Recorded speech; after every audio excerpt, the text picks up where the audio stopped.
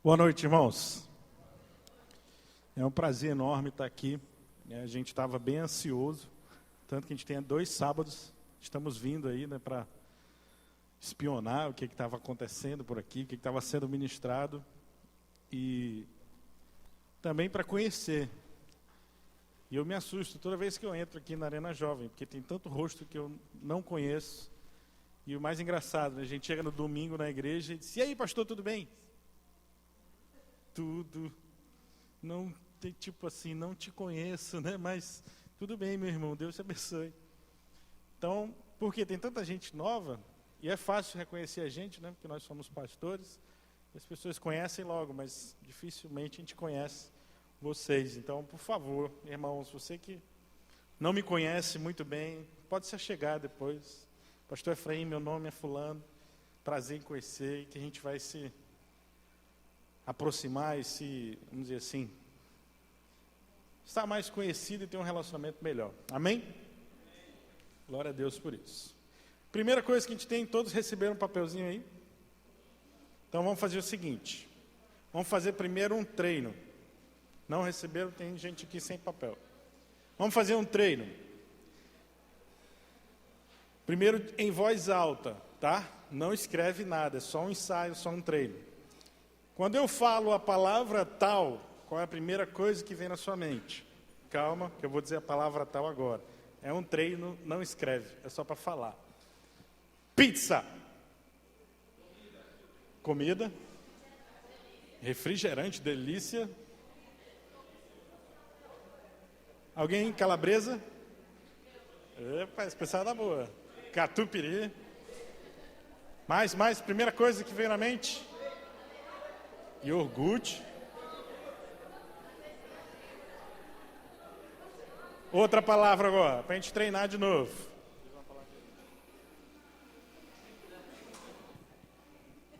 Achocolatado.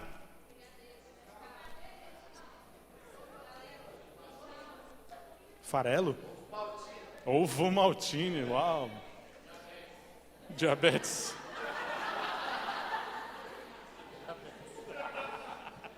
Tem o light, né? O light, diet, tem essas coisas sem graça, sem gosto, sem vida. Então pronto, agora para valer você vai escrever, tá? Uma palavra só eu quero. Primeira coisa que vem na tua mente, quando você ouve a palavra casamento.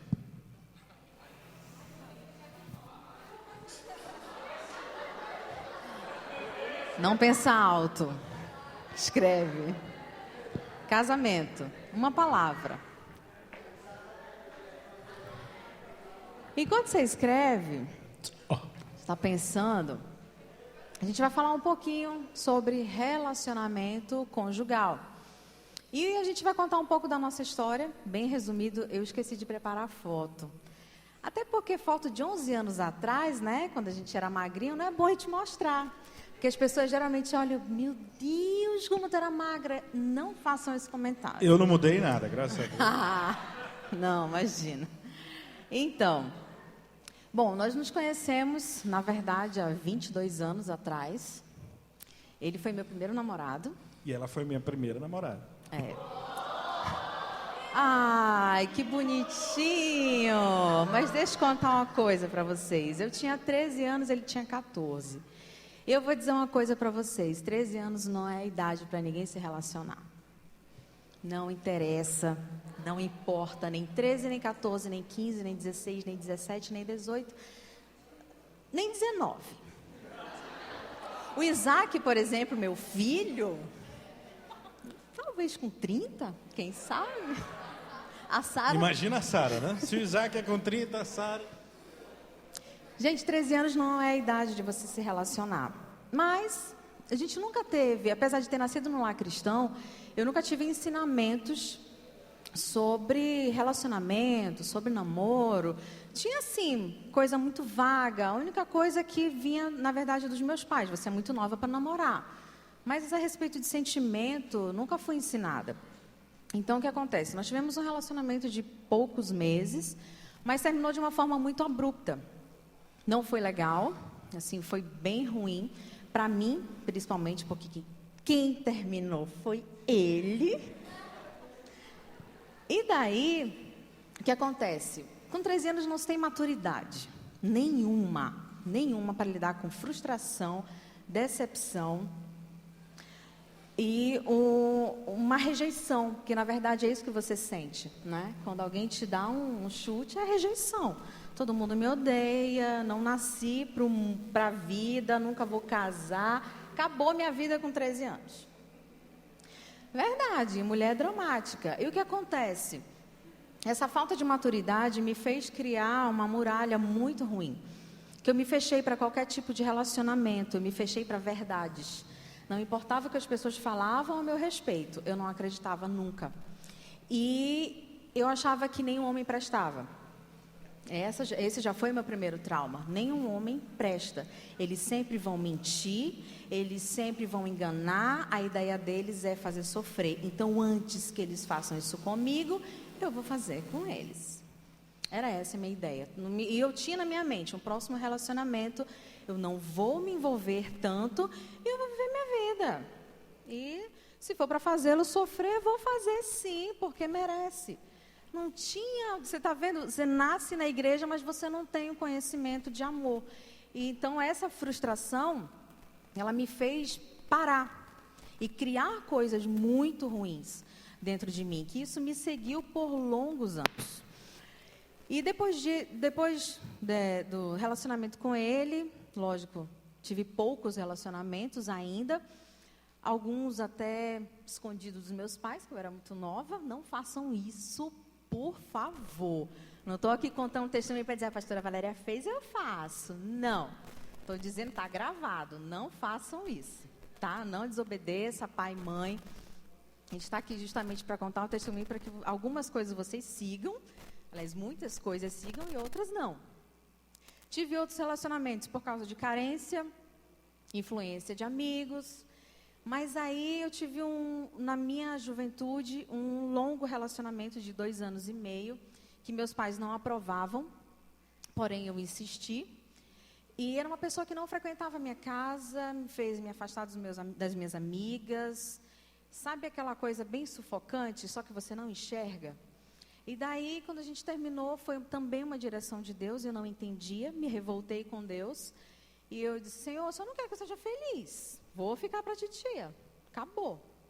E na época, inclusive, a minha irmã tinha acabado de ter meu sobrinho. Então, eu disse, vou realmente ficar para a titia.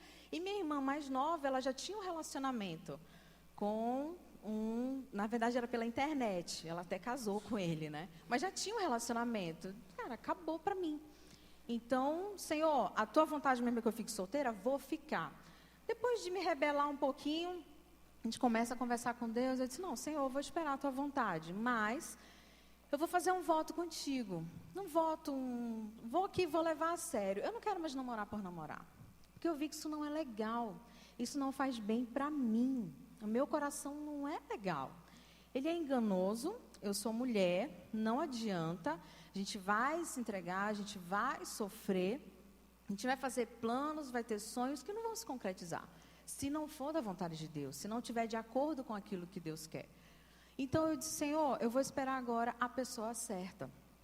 A pessoa que o Senhor quer que eu case.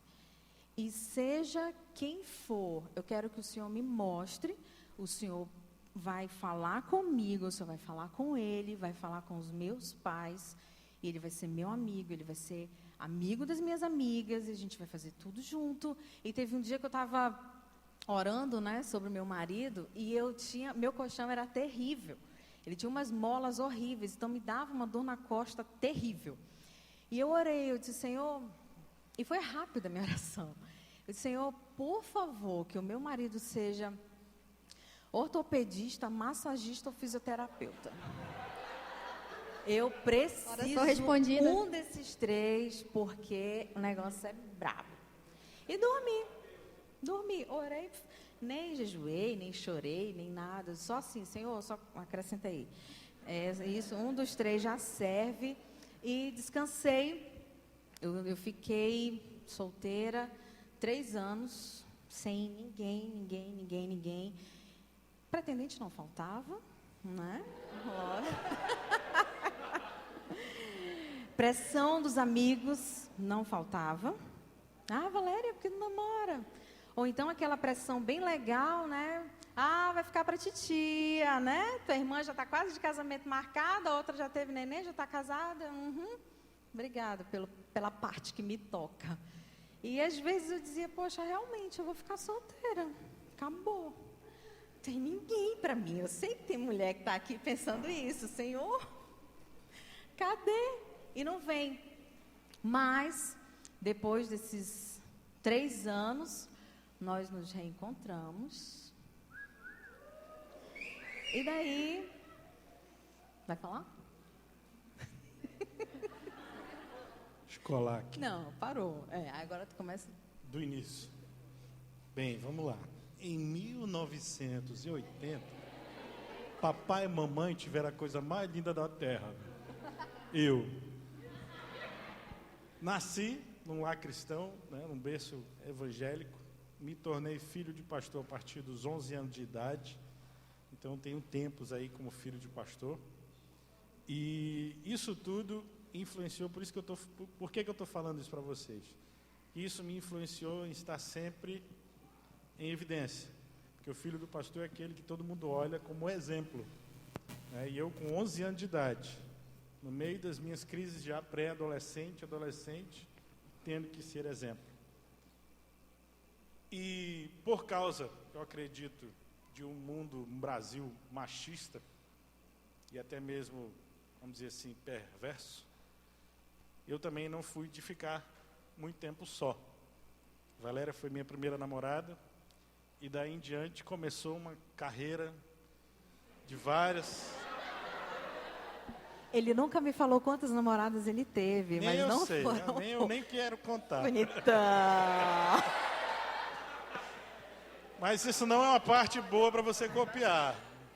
Já vou ter problema em casa hoje, mas tudo bem, vamos. O máximo que eu passei só foram 6 meses. Sempre eu estava de namorico.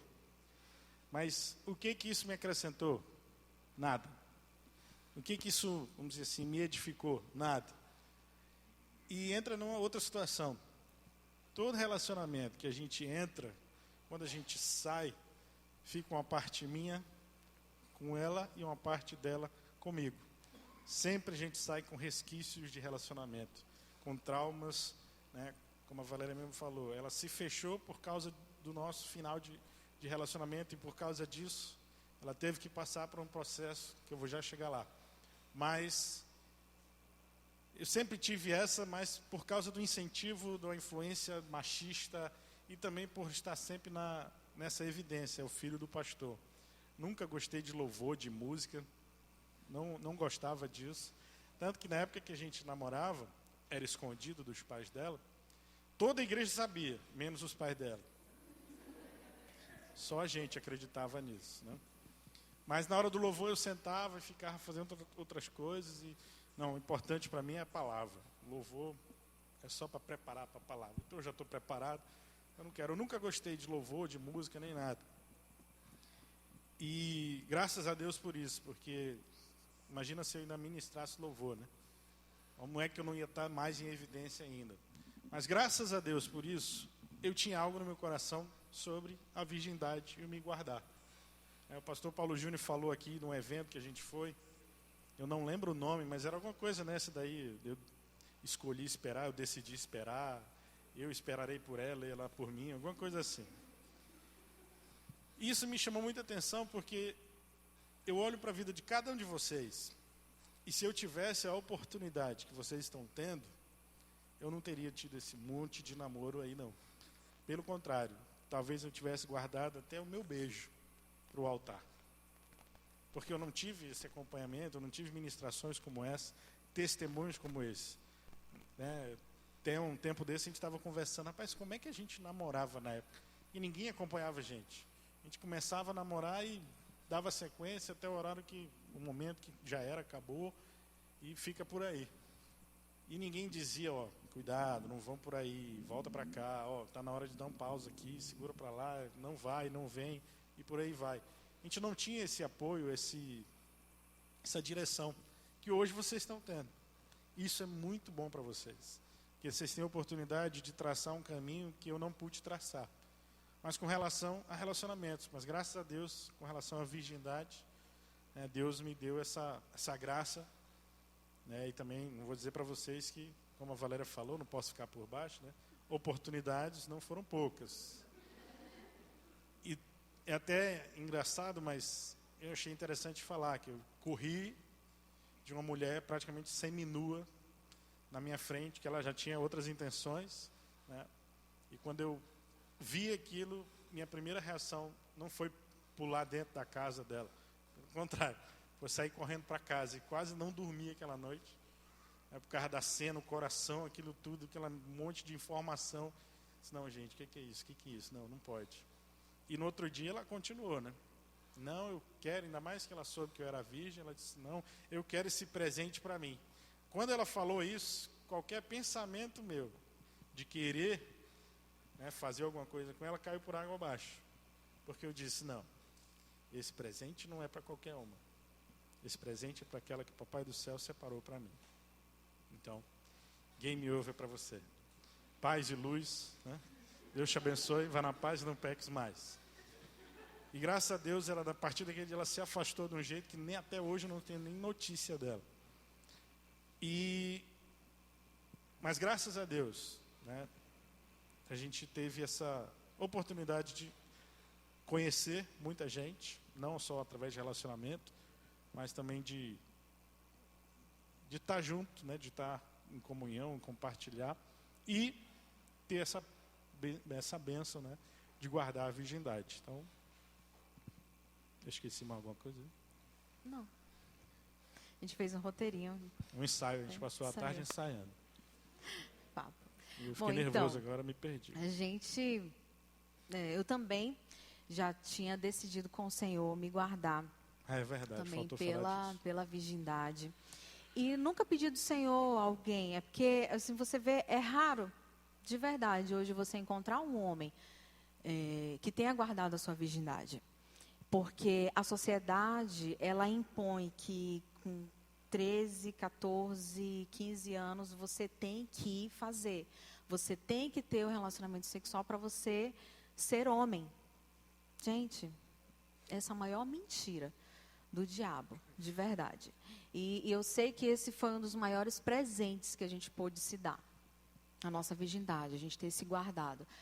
E, mas isso então faz do casamento de vocês casamento perfeito? Não, porque não é somente isso. Nós temos bênção sobre o nosso casamento por causa disso? Temos. Mas a gente, quando decidiu se guardar, não era somente porque eu pensava nele, ou porque ele pensava, não era nele, mas no meu marido, no meu futuro marido, não pensava só na futura esposa, mas porque o nosso primeiro compromisso era com o Senhor. Algo que eu sempre dizia, sempre tive muito receio de casar e apanhar do meu marido, de verdade. E pode até pensar, o quê? Valéria, desse jeito? Eu tinha medo de apanhar assim. E eu tinha muito medo de casar errado. E eu via pessoas com relacionamento frustrado, divórcio, esse tipo de situação, eu disse, eu não quero.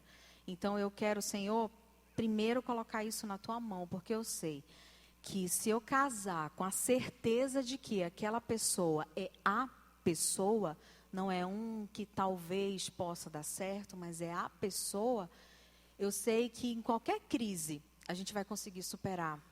E que isso não vai ser nenhuma dúvida que possa vir, vai ser maior do que a certeza que eu vou ter que eu estou com a pessoa certa, a pessoa que o Senhor escolheu. Então, eu tinha assim uma preocupação em deixar Deus acima de todas as coisas. Tanto é que, quando a gente começou a conversar novamente, teve um momento de perdão, né? Porque uma amiga, na verdade, gostava dele. Ele era bloqueado no meu MSN. Quem lembra aí do falecido MSN, né? Ele era bloqueado, gente, de verdade. E aí, ela começou, e ela ia lá para casa e tal. Disse, então, olha, ele está aqui. Tu tem ele no teu MSN? Tenho. Tá, começa a desbloqueia. Vamos conversar aqui. E eu querendo armar para ela, né? Até que um dia ela não foi lá para casa. E aí, quando eu abro a MSN, a Efraim está lá online. Oi? Oi. E aí a gente começou a conversar e eu querendo, tchau, tchau, tchau. Eu não quero papo contigo. Esse cara me fez sofrer tanto. Não quero amizade com ele, não quero nada. Uma ótima pessoa, mas longe de mim. Só que aí a gente começou... A gente começou a conversar e vieram as coisas do passado à tona. Foi providência de Deus.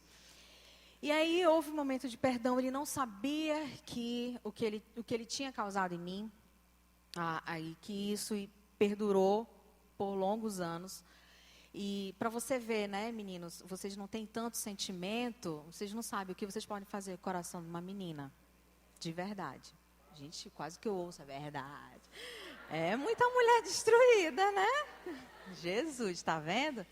Cuidado, e não se sintam bem por isso. Não se sintam, porque é muito ruim. A Bíblia fala que vocês devem tratar as mulheres da igreja como irmãs. Eu tenho certeza que você não ia gostar que alguém ferisse o coração da sua irmã. Então, não faça. Então, nós tivemos um momento de perdão e começamos a conversar mais, começamos a sair mais. E eu comecei a reacender uma chama. Eu disse, Senhor, mas olha, ele não.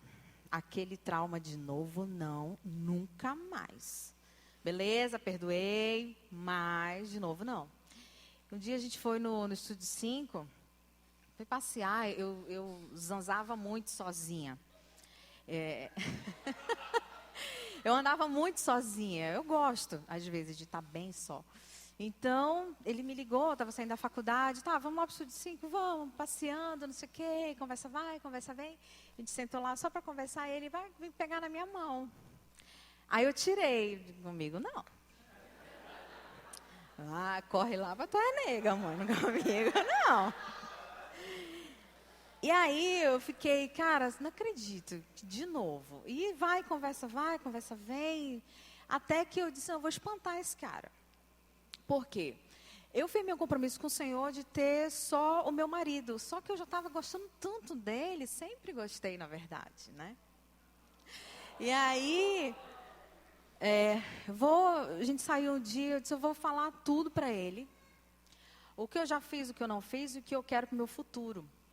E eu disse, olha, aconteceu isso, eu quero te falar uma coisa. E eu sou bem objetiva, né? Conversando do nada, eu disse, espera aí rapidinho, eu quero te falar um negócio. É assim, assim, assado. E aconteceu isso e eu não estou me guardando, já estou há tanto tempo sozinha. E é o seguinte, se for para ter um relacionamento, só se for para casar. Eu disse, agora ele vai dizer que ele não quer. E aí eu vou ter certeza de que ele nunca valeu nada. E aí ele me olha e diz... Estávamos nós.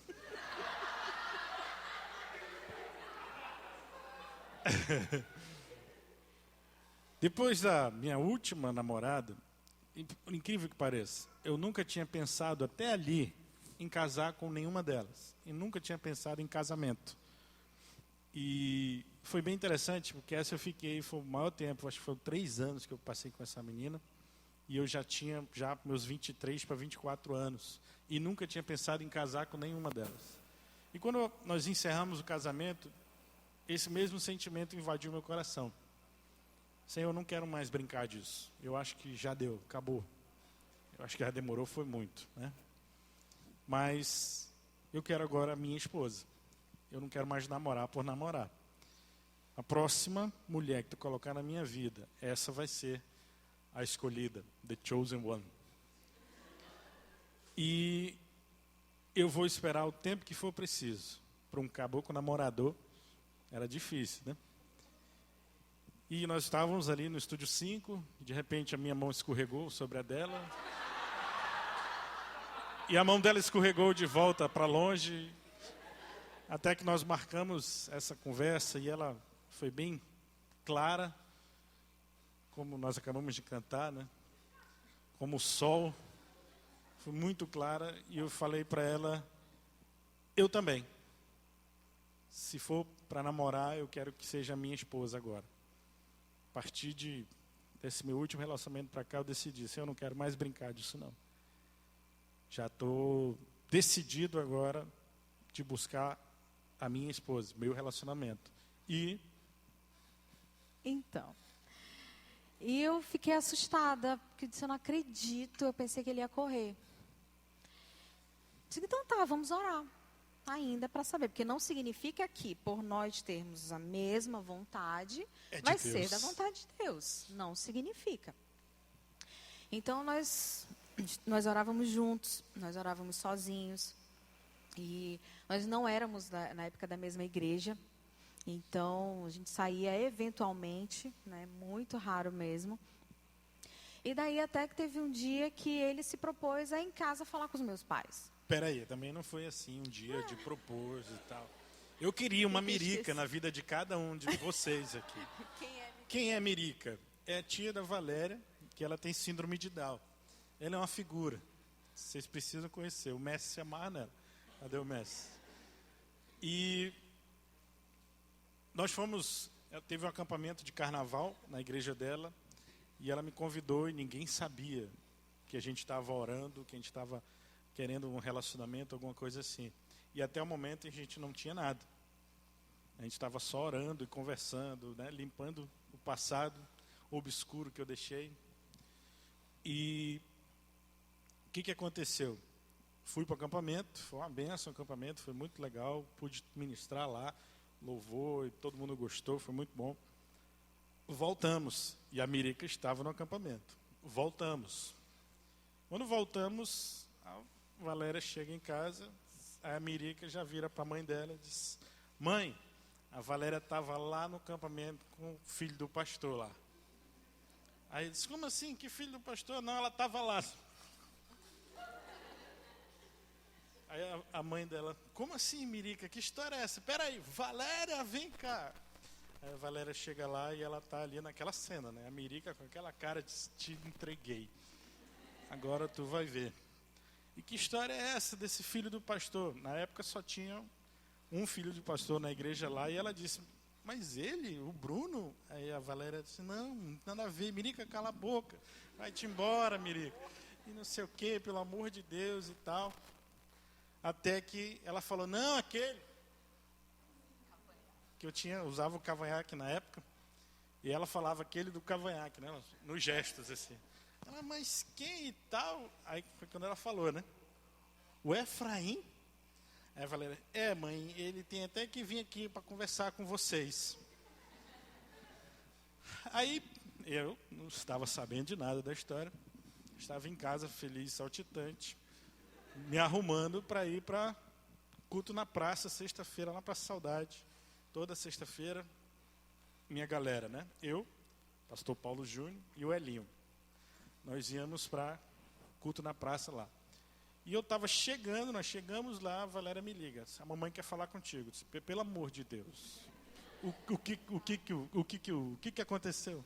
Não, a Mirica entregou aqui, dizendo que a gente fez, o que a gente não fez. Eu disse, hã? Não, e a mamãe quer conversar contigo. Eu disse, tá bom, vamos marcar. Não, mas ela quer conversar agora. Aí você já viu, né? Cabra macho. Isso em slow motion, né? Que ela já estava... Como é? Para ir agora? Vem agora. Aí eu peguei um carro emprestado lá e só fiz descer a Ferreira Pena, que era ali próximo da Praça Saudade. Já encostei lá, eu acho que branco, sem sangue, né? Gelado, acho que um frio que eu nunca senti na minha vida. Sentei num sofá. Vocês adivinham onde a Valéria sentou? Hã? Do outro lado, mano, da sala. E os pais dela num sofá, eu aqui, a Valéria sentada numa cadeira lá longe. Aí os pais dela vilaram. E aí? Então, ele veio assim, papou, cara, é agora. E aí, o Senhor já tinha falado comigo, já tinha falado com ele, né? E ele disse, mas eu não vou te dizer a resposta. Eu quero que Deus fale contigo. E Deus já tinha falado comigo. Eu disse, Senhor, mas como eu quero um relacionamento sério, eu nunca, jamais vou passar por cima da autoridade dos meus pais. Valéria, você sempre foi uma filha exemplar, você sempre obedeceu seus pais. Não, pelo contrário, das três, somos 3 irmãs, eu sempre fui a mais pra frente, assim, sabe, de falar, de responder. Mas eu sempre reconheci a autoridade dos meus pais. E aí eu disse, olha, se esse caboclo vier aqui enfrentar meu pai e minha mãe, e ele vai pedir para namorar comigo, ele é o cara. Porque a minha mãe, ela não é fácil. Ela já melhorou muito. 3 Valéria, ela, mãe dela. 3 Valéria, só para vocês terem noção. Então, quando ele chegou, eu disse, Senhor, é agora. Se eles deixarem, beleza, eu sei que é ele. Mas se eles disserem, eu queria coisa melhor para minha filha. Então, gente, eu não tinha conversa, não ia ter final de conversa. Se eles fizessem a menor menção que não, já estava tudo esquematizado na minha cabeça. Eu ia levantar e ia dizer, acabou a conversa, sai daqui. Eu ia expulsar ele de casa. Estava sério, estava na minha cabeça. Eu ia expulsar, porque na minha cabeça tinha o seguinte, Senhor, se não for ele, se eu acho que ele realmente é a pessoa para mim, eu vejo tantas qualidades nele, e se meus pais disserem que não, é porque eu sei que o Senhor tem alguém bem melhor para mim. E eu vou chorar. Eu disse para o Senhor, eu vou chorar muito, eu não sei por quanto tempo eu vou chorar, porque eu queria ele, mas eu vou expulsar ele daqui. Porque o meu amor, a minha vontade em servir ao Senhor, em obedecê-lo, era muito maior do que qualquer sentimento que eu pudesse ter por ele. E daí ele chegou, e ele esperava realmente que eu sentasse do lado dele. Não estou contra meus pais. Então sentou eu, mamãe, papai e ele lá do outro lado. Ele ficou olhando para mim assim, como se dissesse, tu não vai sentar aqui? Não. E aí falou e tal, e gaguejou e tremeu e quero namorar com sua filha. Gente, minha mãe começou a chorar. Um negócio que eu digo, mãe, cadê? Não vai, né? Cadê aquela sua força, aquele seu ímpeto de dizer, minha filha é uma moça de respeito? Não, ai, a gente ama muito você, é sua família. Quase que ela diz, leva. Graças a Deus, alguém veio livrar essa menina do caritó. Gente, aí meu pai teceu, sabe, maiores elogios e tudo.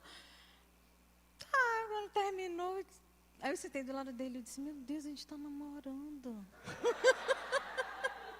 E aí, a gente pode beijar. E agora, já? Foi bem legal. E daí, gente, não tinha mais dúvida nenhuma. O Senhor confirmou e confirmou mesmo. Para minha família, o Efraim, ele é um filho de verdade. Às vezes meus pais tratam melhor a ele do que a mim. Não, eu fazer picanha porque o Efraim gosta. Fazer isso porque o Efraim gosta. Fiz isso para você, meu genro. Eu digo, oi? Eu morei aqui, lembra? Eu sou sua filha, lembra? Mas é só um detalhe, não me importo com isso não. Está se sentindo melhor? Enfim, depois de 9 meses, como nós tínhamos o compromisso de casar, cara, não é assim, vamos esperar o tempo, não, um dia, e aí? Vai casar, né? Vamos lá? E aí a gente foi agilizando, com 9 meses, nós ficamos noivos, e depois de 1 ano e 3 meses, nós casamos. Lembra da irmã dela que estava de namorico, com a internet, tudo? Ah, sim. Alguém sabe dizer quem casou primeiro? Vocês não vale, não vale. Não, para vocês verem que às vezes você, assim, parece, nossa, eu estava tão convicta de tudo, apesar de querer casar e tal, vamos lá, vamos marcar a data, vamos ficar noivos, beleza, ficamos noivos, tá, agora é o próximo passo. Só que eu tinha receio ainda, ele é a pessoa certa, mas, meu Deus do céu, um casamento é muito sério. É muito sério. Será que eu vou conseguir? E aí, um dia ele disse, vamos marcar a data? Eu disse, não, peraí. Não, vamos marcar a data. Não, peraí. E aí eu tinha minha reunião na igreja, ele disse, vai para a tua reunião na igreja, que eu vou lá na tua casa marcar a data. Eu disse, você não vai fazer isso sem mim. Vou, porque tu não quer marcar? Gente, ele foi lá em casa e marcou a data sem a minha presença. Marcou junto com a minha irmã. Reuniram lá com a minha mãe e tal, não sei o quê, dia 11 de março, 11 de março. Então tá. Eu não acredito que você fez isso. Eu não queria marcar, eu fui lá e marquei. E dia 11 de março a gente vai casar. Que raiva. Mas aí depois eu pensei, eu realmente não ia marcar logo. E foi logo, né? Era assim, daqui 1 ano. Meu Deus do céu. O cara quer mesmo casar. Tinha que me segurar, né? Casamos. Enfim. Mesmo... Casamos já? Já, Então casamos. bora casar. Então bora casar. Casamos. Então vamos casar.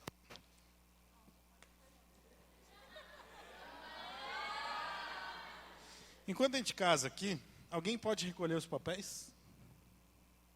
Cri, cri, cri, cri, cri, cri. A gente quer fazer uma leitura rápida desses papéis. É. Mas, falando de casamento, a gente sabia desde sempre que casar é uma responsabilidade muito grande. E só que a gente, como já falamos, a gente não tinha tantas pessoas para nos ajudar. A gente tinha uma ideia do que era uma estrutura familiar por causa das nossas famílias, mas não tínhamos discipuladores, não tínhamos pastores tão presentes. E eu sempre fui muito, muito, muito pé no chão e ele muito sonhador. Então, eu já casei mesmo com, sabe, não, o que as pessoas falam de casamento? Casamento não é fácil, vai ter briga, vai passar por crise, tem a fase de ajuste. Então, eu casei bem assim, sabe? Olha, não vai ser fácil, mas tem uma coisa bem interessante que a gente precisa, antes de se relacionar, porque isso, até entendendo isso, melhora o teu relacionamento no trabalho, na tua casa. Uma coisa que a gente tem que entender, homem é muito diferente de mulher. Mulher é muito diferente de homem. Enquanto as mulheres têm muito sentimento, muito drama, muito falatório, obrigada. Muita coisa, sabe? Tem muito medo, tem muita insegurança. O homem não, ele é mais objetivo, ele é mais cabeça. Ele é um pouco mais realista a respeito de sentimento, a respeito de relacionamento. Mas, com o tempo, a gente conseguiu ver que as nossas diferenças, elas se completavam. Que o que faltava em mim, ele completa. E o que falta nele, eu completo. Mas até a gente chegar nesse ponto, foi muito testado. Foi não. Nunca.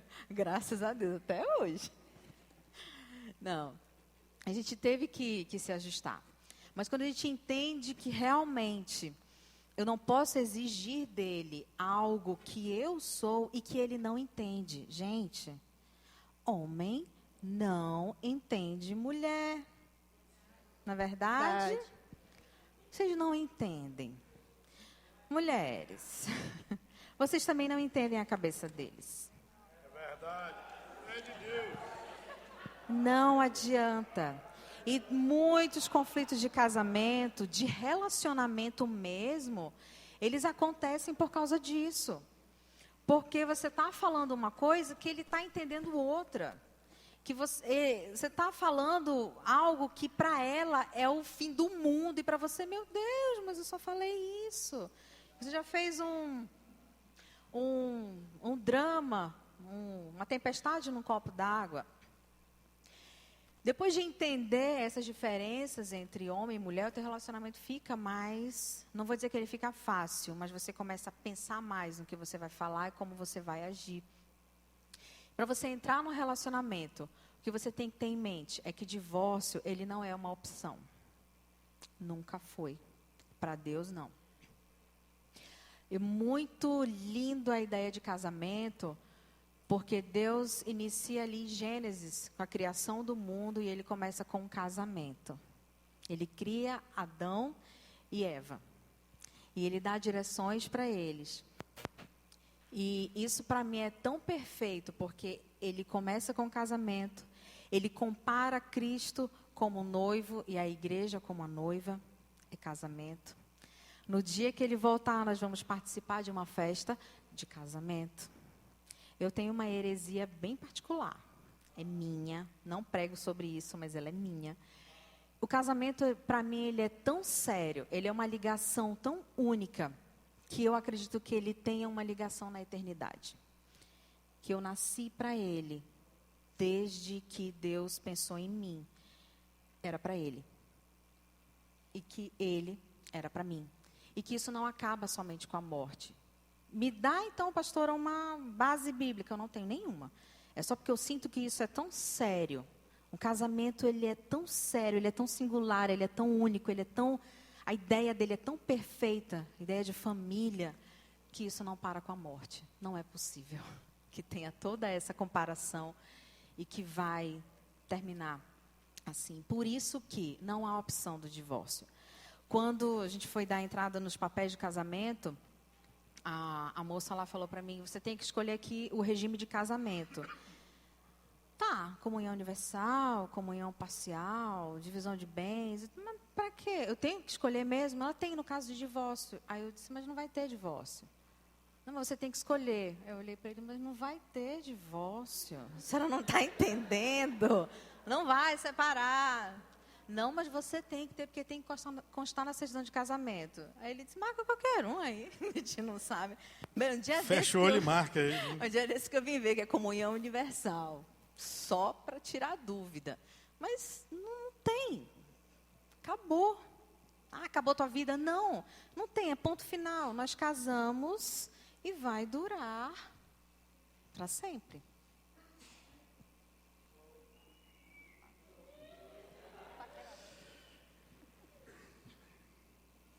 É isso aí. Sim, vamos lá. Cara, que benção isso aqui. Que benção. Olha essa primeira. Olha, já veio até a pergunta. Não vou responder porque eu não sei quantas foram. Seguinte. Para ajudar, pastora. Vocês querem me complicar, mas vamos lá. Quando a gente recebeu o convite para estar aqui hoje, e desde semana passada, Deus colocou isso no meu coração. O que eles entendem, o que vem na mente deles quando se fala casamento? Porque hoje eu já conversei com alguns jovens e mulheres, a maioria é homem, nesse aspecto, e perguntei, você quer casar? A maioria diz sim, tem sonhos e tal. Mas uma minoria já diz que não. A seguinte pergunta, não é o porquê. Como é que é o casamento dos teus pais? Porque a impressão que a gente tem sobre casamento é o que a gente tem de realidade.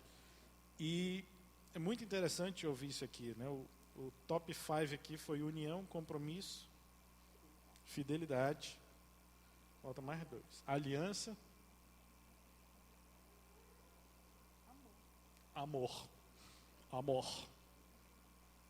Foi. Então, os 5 melhores aqui foram esses: união, fidelidade, amor, compromisso, aliança. E é interessante a gente falar de aliança, porque realmente, como a gente falou, né, para o cartório, para a lei, é um contrato. Todo contrato você pode quebrar. Uma aliança, ninguém quebra. E a nossa aliança, ela é soberana ao contrato que a gente tem. Porque a gente não casou por um contrato. Ó, vamos lá, até onde der. Tu já está me cutucando, não? Não. Ela tá... Vamos lá, aliança, contrato, aliança. Aliança, inquebrável, contrato se quebra. Só que quando a nossa aliança é maior que o contrato é obsoleto, não funciona. Por quê? A nossa aliança é maior, né? Não só um com o outro, mas com Deus, primeiramente. E aí entra onde a gente está tendo muita dificuldade hoje no mundo, né, na nossa realidade de mundo, é sobre esse casamento, né, de homem com homem, mulher com mulher. Isso que a Valéria falou, né, das diferenças. Você imagina 2 mulheres casadas, as 2 na mesma semana de TPM. É divórcio. Uma não vai aguentar a outra. Um homem já aguenta. Às vezes, né? Tem que dar uma corrida, sair fora, fugir de casa, depois voltar, mas aguenta. E a mesma coisa, 2 homens. Imagina 2 homens e a casa toda jogada, toda suja. Quem vai arrumar? Você serviu de mulher. Aí olha um para o outro, e agora? Quem vai limpar a casa? Né? Essas diferenças que a gente tem na vida de casado, quando é homem e mulher, que é o que faz o casamento, vamos dizer assim, ter graça. Porque é onde a gente está se encaixando. E eu digo isso para quem é novo casado, está vivendo isso na pele. Esse momento de se encontrar, de se achar, de se afiar praticamente. E como é que a gente afia uma coisa? É ou batendo uma na outra, ou então arrastando uma na outra. Vai sair faísca? Vai. Mas é assim que a gente se afia. E no casamento, as brigas, as discussões, tem que ir para esse fim. Para conhecer um ao outro, para ter mais intimidade um com o outro. Hoje, foi hoje? Ontem, eu assisti o filme que eu mais chorei na minha vida. O tal do Quarto de Guerra.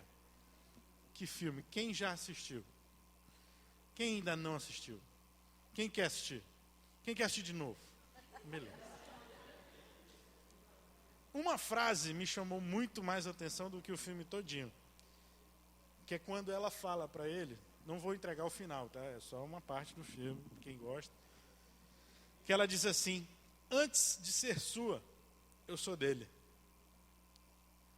Ou seja, a minha aliança contigo é com ele. Quando ela falou aquilo, eu comecei a chorar. Porque eu entendi ali, graças a Deus, agora em palavras, o meu sentimento. A minha aliança com a Valéria vai muito mais além do que a gente vive. Seja por brigas, seja por discussão, seja por desentendimento, ou não está dando certo, a gente não combina, é melhor acabar. Não, eu primeiro sou dele, depois dela. Se eu sou o primeiro dele, e ele não gosta nem aceita o divórcio, acabou aí a história. Se você assistir esse filme e não ver essa parte, volta, assiste de novo, que é bem legal. E me chamou muita atenção isso. Primeiro, eu sou dele.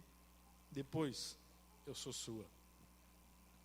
Isso me chamou tanta atenção que estou ministrando isso para vocês hoje. E eu tenho ministrado e vou ministrar agora, daqui para frente, muito sobre isso.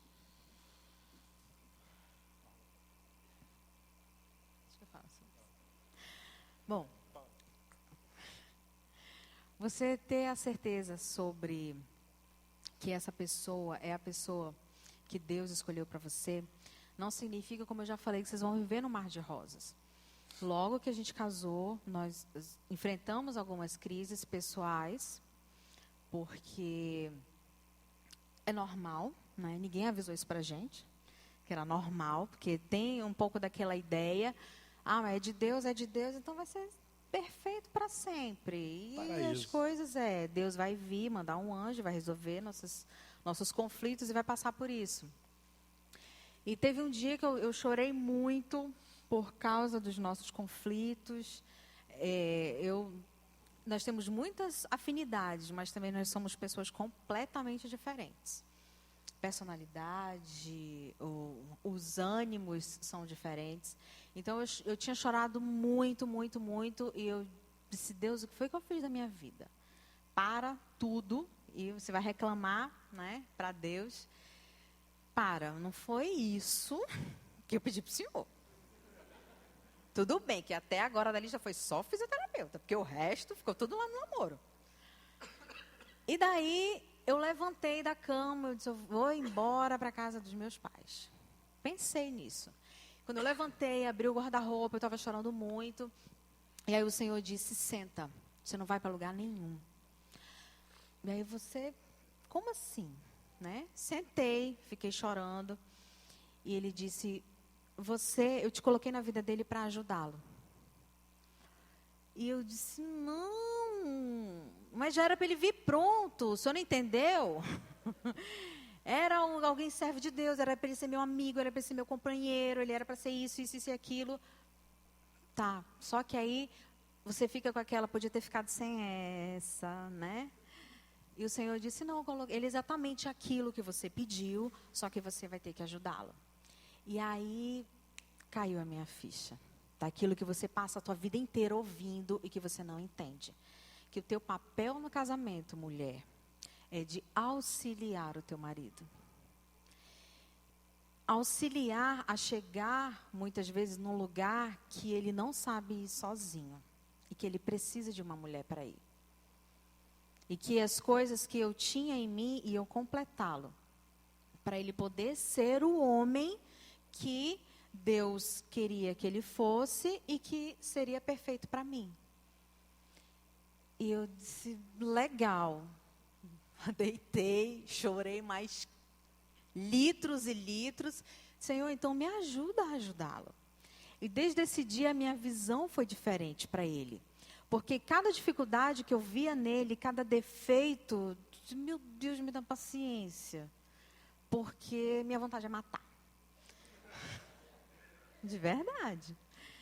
Mas eu era meio estragado, né? Era, amor. Olhando agora assim, eu tava meio acabado. Era, olha, quem fez o homem, né? Mulher. Não, gente. Te amo, sério, amor, é te tudo amo. brincadeira. Mas eu soube que, quando você tem a certeza, Deus te lembra disso. Diz, olha, ele é exatamente aquilo que você pediu. Só que ele não veio pronto. Eu não falei que eu ia dar pronto. Tu colocou na tua cabeça. Mas aí depois eu pensei, eu disse, não, realmente, e em todas as certezas que eu tive, o que Deus confirmou, eu disse, cara, é Ele, então eu não tenho como fugir. Eu vou ter que realmente exercer o meu papel. Eu queria um príncipe encantado. Não era exatamente como eu queria. Ele era meu príncipe. Mas ainda não estava encantado. Então, o meu papel era ajudá-lo. Ah, então daí fluiu tudo perfeito? Não. Porque eu também estou em tratamento. Agora é minha vez. Crucifica-me. Solta Barrabás. Quando a gente tem a certeza no coração de que é a pessoa certa, antes mesmo de ter a certeza, você precisa conhecer a pessoa. Né? Porque, imagina aí, você ficar só naquele pensamento que não é de Deus para mim. Meu coração, toda vez que eu vejo, que eu a vejo, acelera, só falta sair pela boca, e me dá um calor, e me dá uma tremedeira quando eu a vejo. É de Deus isso para mim, porque eu não sentia isso e agora estou sentindo. E o que é isso, meu Deus? É do Senhor. Seja sincero, quantos aqui não já ouviram? Aí é uma heresia minha agora, minha vez. Uma profetada de que você vai casar com um fulano. Quantos aqui já ouviram isso? Já dando o nome da pessoa até. Deu certo até agora? Eu digo que é uma profetada porque, se isso acontece, entenda bem o que eu vou falar. Se isso acontecer, é porque é para a semana que vem esse casamento. Se alguém chegar contigo, deixa eu ver aqui alguém de laranja aqui, teu nome? Tiago. Se alguém chegar com Tiago, diz o nome de uma menina, não que você gosta, de uma menina. Vai te entregar, tem Tiago. Irmã, Tiago? Diz qualquer nome. Tem irmã, Tiago? Camila. Camila é uma amiga. Camila é uma amiga do Tiago, tá? Fictícia, não é a irmã dele. E de repente chega um profeta, né? Daquele jeito, rodando, rodopiando, vira para o Tiago e diz, Tiago, hoje eu vi o teu casamento e é com a Camila. Se o Tiago não está preparado para o relacionamento, nem a Camila, isso vai atrapalhar os dois, porque eles já vão querer agora iniciar esse relacionamento. Por que eu digo que isso é uma profetada? Justamente, se for para agora, beleza, é de Deus, então vamos casar. Mas se não for para agora, não tem para que falar isso. Deus já mostrou algumas pessoas para Valéria, em sonhos, daqui da igreja, de vocês, alguns que casariam com alguns que também estão aqui Mas a primeira coisa que a gente fala, não fala. Não me pergunta quem é. Não falo. Não fala. No dia do casamento, se nós formos fazer ou não, a gente diz, era ele, ó. Ou então, eu ouvi muito Deus não nessa hora aí, mas... E a gente, quando começa a perceber isso, a influência dos amigos, né? Por exemplo, quando nós estávamos orando, ninguém sabia de nada, a não ser a Mirica, ninguém percebia nada. O que aconteceu? Nada, ninguém falava nada. A partir do momento que a gente assumiu o relacionamento, aí começou. Vocês combinam, vocês ficam tão lindos juntos. Quem nunca ouviu isso? Quem já ouviu isso? Olha aí. Vocês ficam tão lindos, vocês combinam, perfeito, é de Deus. Cuidado, isso também é profetado. Não é porque todo mundo aceita, porque é de Deus. Né? A gente chama até algumas irmãs de casamenteiras, que elas conseguem ver um casal assim brincando. Você está sentado do lado do homem, eu tenho algum interesse aí. Não, que isso, irmã, somos amigos. Mas vocês combinam, aí já vai olhar diferente, aí já acende uma chama que não era para acender ainda. Então a gente tem que ter muito cuidado, varoagem, né? E outra, homens e mulheres aqui presentes, você tem uma noção do que você quer para a sua vida? Peça isso do Senhor. Como a Valéria falou, na oração dela ela colocou um fisioterapeuta. Na minha oração eu disse, Senhor, eu quero uma mulher que te sirva, porque eu quero que ela te sirva junto comigo. E não adianta eu pedir uma mulher bonita, uma mulher que fala 4 línguas, uma mulher médica, que não sei o quê, e chegar lá na frente, eu como músico, pastor, vou querer ministrar, e ela vai estar no trabalho, então vou viajar missionariamente falando, e ela ficou porque ela tem que trabalhar e tal. E aí? É impossível? Eu disse, não. Deus tem os seus chamados, Deus tem os seus casais que Ele forma, mas se eu pedir, né, corretamente, de acordo com o que o Senhor pode me dar, ou até mesmo abrir meu coração, Pai, está aqui, essa é uma listinha que eu tenho, né, de pedidos sobre ele ou sobre ela. Está aqui, Senhor. Eu queria que tu enquadrasse nele. Não bota no último ponto o sobrenome ou o nome dele, não. Tá? Deixa livre para o Senhor escolher, não você. E uma coisa que eu achei interessante sobre isso é quando, por exemplo, jovens aqui, arena jovem do meu coração, olhem todos para mim nesse momento. Vou ficar em pé. Vou sentar que eu esqueci o que eu ia falar. Esse é meu marido, minha gente. Lembrei. Eu levantei muito rápido, peraí. Não, eu esqueci de novo. Vou falar sentado, então. Olhem para mim, todo mundo.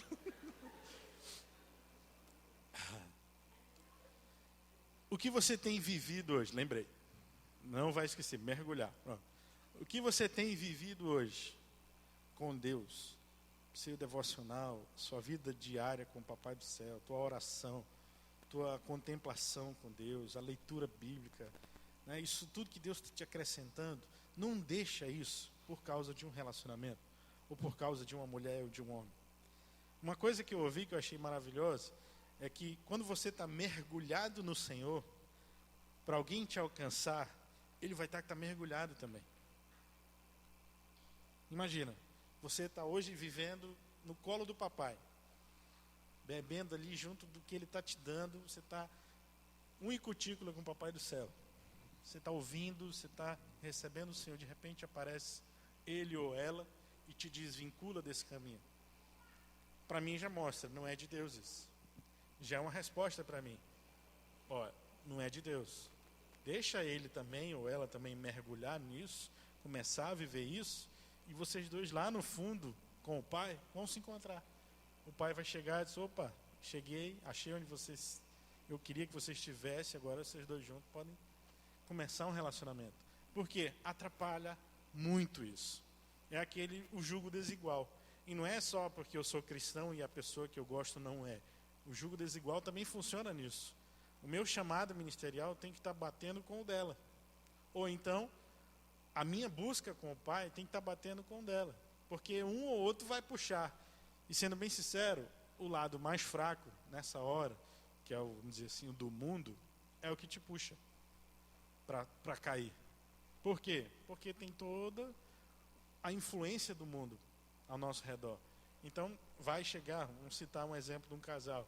Uma menina está aqui na igreja, mergulhada no que o Senhor está fazendo.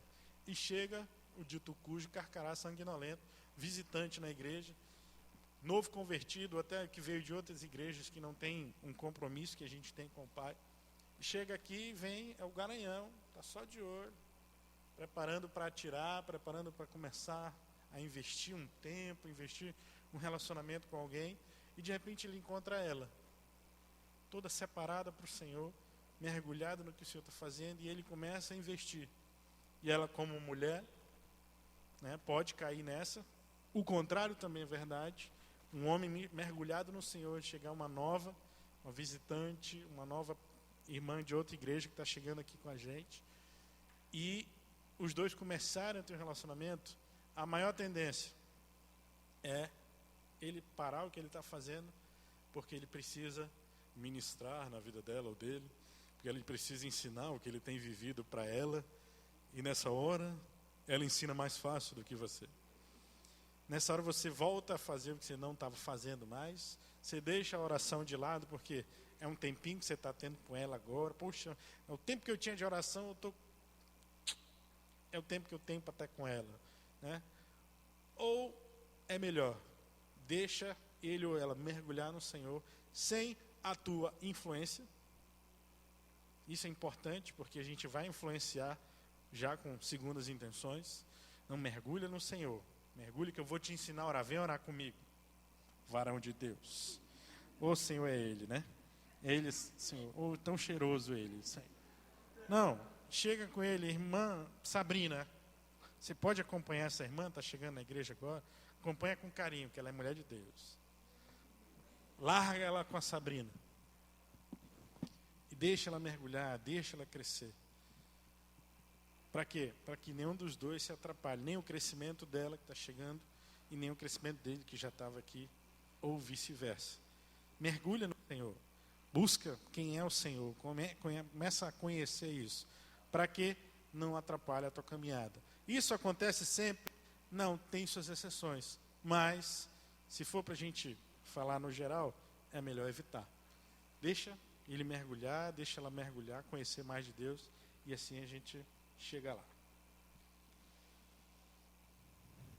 Quando a gente pensa em casar, sei que muitas das nossas ideias, elas vão assim muito rápido. Você pensa em casamento, lua de mel, lua de mel, lua de mel, lua de mel, filhos e acabou. Mas eu sempre falo, e essa também é uma ideia perfeita sobre casamento, que está na Bíblia, que a melhor maneira de você morrer para você mesmo, para as suas vontades, é fazendo a vontade de Deus e casando. Você morre legal. Porque você passa a se conhecer, porque você não se conhece de verdade, até casar. E você passa a conhecer o outro. Eu não quero aqui acabar com o sonho de ninguém e dizer, pastora, casamento é só desgraça. Não. É muito bom, eu adoro estar casada, de verdade. Não me arrependo nem um pouco. O homem da minha vida.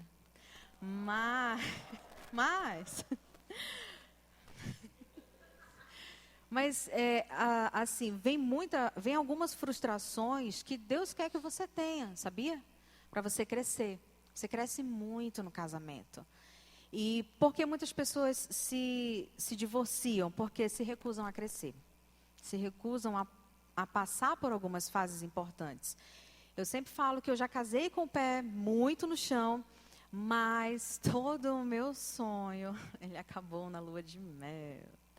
Nós casamos, fomos para a lua de mel, pula, né? Ninguém precisa saber o que aconteceu.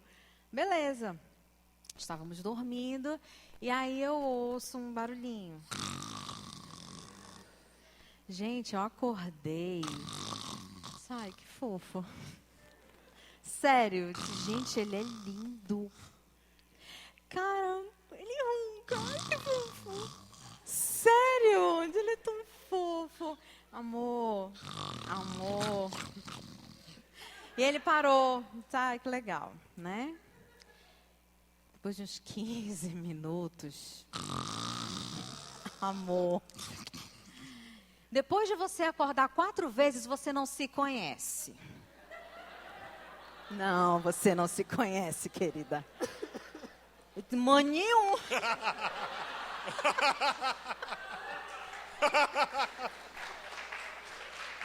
Sério? Maninho, pelo amor de Deus, cala tua boca. O amor, que fofinho, que lindo, que meigo que ele é. Cara, para. Por quê? Minhas irmãs não roncavam. E ele também nunca tinha dormido com alguém que batia nele. Eu nem sabia que roncava. Pois é, dormia sozinho. Cara, para com isso. E aí, eu não conhecia o meu limite de acordar 4 vezes da noite com alguém roncando. Sério, é a melhor maneira de você se conhecer, é casando. E aí as coisas foram, né, eu comecei a ver a diferença de vida de casado, de solteira. A gente, por várias situações, a gente teve que morar um tempo na casa dos pais dele. E tinha um guarda-roupa enorme, né?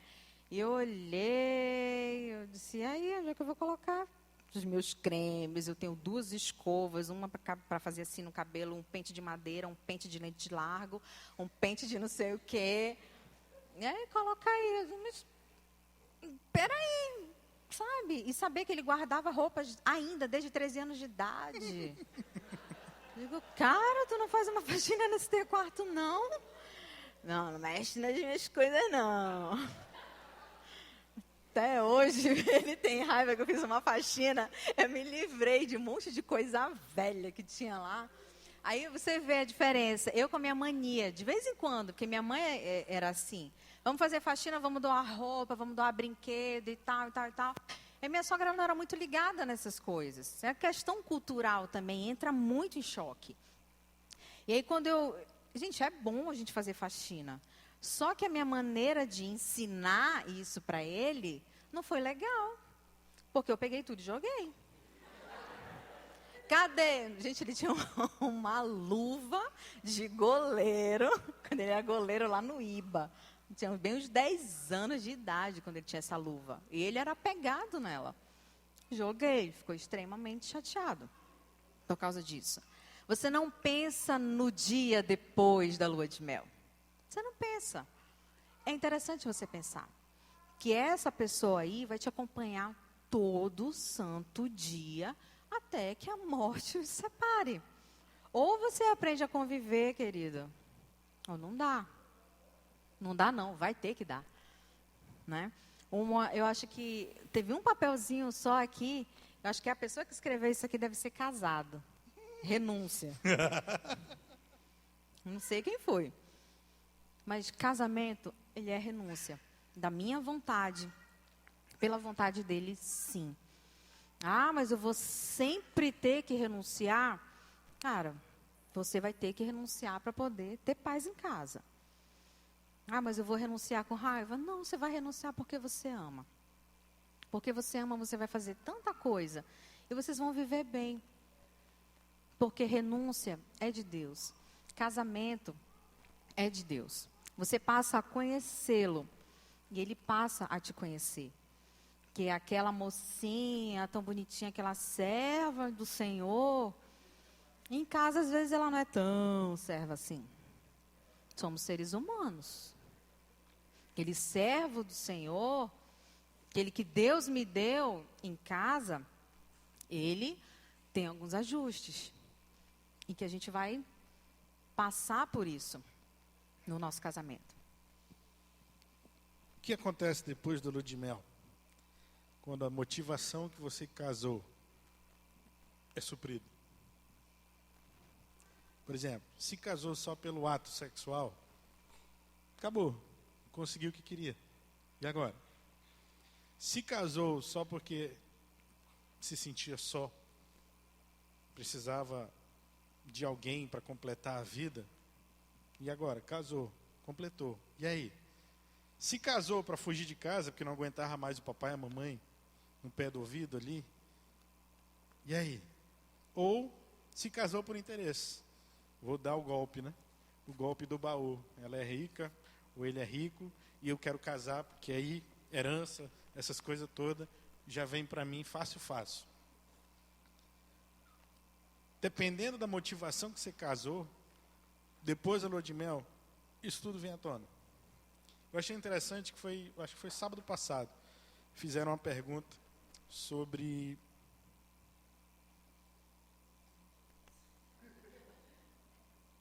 lembra? Essa daí mesmo, isso aí tu está pensando. Por que antigamente, foi até o Guilherme, por que antigamente os casamentos, quando eram por arranjo, duravam mais, e os de hoje, que por amor, duram menos? Né? Hoje, qualquer coisa, uma semana junto, você já diz eu te amo facinho. Né? Ah, não, eu te amo, nasci para você. Primeiro problema que tem, cadê o amor? Já foi, não dá certo, acho melhor a gente acabar por aqui. Antigamente se casava por arranjo e aprendia a amar. Aprendia a conviver um com o outro. Ao ponto de que, quando um morreu, o outro pouco tempo foi atrás.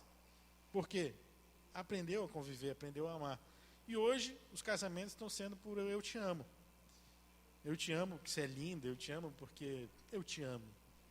E não tem um motivo, não tem nem amor na história, é só mesmo uma frase de impacto, né? Porque as pessoas gostam de falar às vezes e isso vai motivar ou vai levantar um amor, um interesse da outra pessoa por você.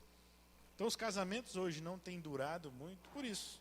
Casam por amor, mas esse amor que ninguém conhece, nem ele nem ela. Tem um interesse por trás desse amor, seja ele um interesse sexual pleno, propriamente dito, e uma coisa que a gente fala muito no curso de noivos, né, que é uma coisa que Deus nos ensinou. Antes da gente casar, Satanás quer que a gente faça o ato sexual. Depois que a gente casa, Satanás quer que a gente não faça o ato sexual. Por quê? As responsabilidades, os problemas, as brigas. E se hoje, no teu namoro ou no teu noivado, você já briga todo dia, eu acho que vale a pena você repensar nisso daí. Porque depois do sim, essas brigas não vão mudar. Ah não, agora nós somos casados, a gente não vai mais brigar, a gente não vai mais discutir. Não é não, Celso Jaque? Depois que casa, tudo fica maior. Tudo fica pior, nesse sentido de coisa ruim. Mas de coisa boa, também multiplica. Eu não quero também aqui estar acabando com o casamento. Gente, não. Casou, o inferno se levanta contra a tua pessoa. Não. Acontece isso sim. Por quê? Satanás não quer que você case, não quer que você forme família. Por quê? Porque isso é a célula máter, é o que Deus tem como ideal de vida cristã, é a família, a base da vida cristã. Por que a família tem sido tanto atacada ultimamente? Por causa que é a base do cristianismo, é a família. Então, se Satanás consegue destruir isso, ele já conseguiu destruir metade do evangelho, se não a maioria. Então a gente precisa ter essa noção, né, do qual é o nosso real motivo para casar. Você está casando por quê? Porque ama essa pessoa, ou porque você tem interesse físico nela, ou você quer mesmo sair de casa porque você não aguenta mais morar com papai e mamãe, as responsabilidades. E eu te digo, as responsabilidades aumentam. Você tem aquelas que você tinha e mais algumas outras agora. Porque você tem que ter o cuidado, você tem que dar tempo, você tem que estar conversando, andando junto. Né? Então, isso tudo é importante. Para a gente encerrar já aqui agora. Pergunta já? Pode. Vocês tocaram no assunto financeiro. Eu queria que vocês falassem a respeito disso. Financeiro para os jovens. Vocês casaram ricos? Ou estava todo mundo liso? Eu casei desempregado, recém-formado em fisioterapia. É isso? Foi. Ela casou trabalhando praticamente de 7 da manhã até 9 da noite. Ou seja, eu só a via dormindo na cama, porque ela chegava já quebrada. E casamos no seguinte, não casamos errado, nem precipitado, porque eu estava desempregado, mas porque nós tínhamos ganhado uma casa. Um tio meu disse, não, nós vamos dar uma casa para vocês, que a gente conseguiu, tal. Beleza, então já temos a casa, né? Quem casa quer. Então pronto, já temos a casa, então vamos casar. Não, mas a gente não tem como, a casa é nossa, a gente não vai pagar nada, então bora. Só que até hoje essa casa não saiu. Até a pessoa que ia liberar essa casa foi preso, um parente foi preso fora, ele teve que viajar, aí perdeu a vez da casa. Um rolo só. Depois a gente ficou sabendo que era meio enrolada, ainda bem que a gente nem recebeu essa casa. Ainda Pastor, bem. no caso... Outra pergunta? Pera, ainda nem responder a primeira. Não, só para completar. No caso, quais seriam os problemas que teria no casamento em questão de finanças? Vocês podem dar algum exemplo, alguma coisa assim que foi no casamento de vocês? Sobre finanças, a gente teve alguns ajustes, como eu falei, a questão cultural. Eu vim de uma família, um pai bancário, mãe professora, mas minha mãe é uma pessoa extremamente organizada, inclusive financeiramente. Então, eu cresci fazendo conta, né? Fui 10 anos bancária, né? Então, não posso gastar mais do que eu ganho. Eu tinha todo esse conhecimento, sempre trabalhei desde 14 anos. Então, assim, ter o meu dinheiro nunca foi problema e em administrá-lo bem.